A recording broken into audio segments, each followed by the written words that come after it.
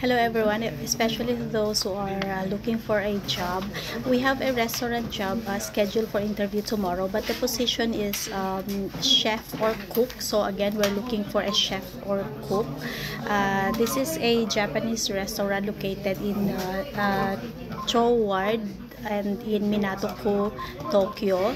So we're looking for 1 to 2 people for this. So again, we're looking for a chef position or cook position for a Japanese restaurant. So this is scheduled for interview tomorrow, 6:28. That would be Saturday at our office in Tokyo at Kanda Station.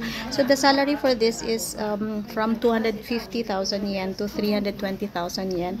And this one doesn't have a bonus, but during the interview, since it's actual interview face-to-face with the employer, you can negotiate for that one.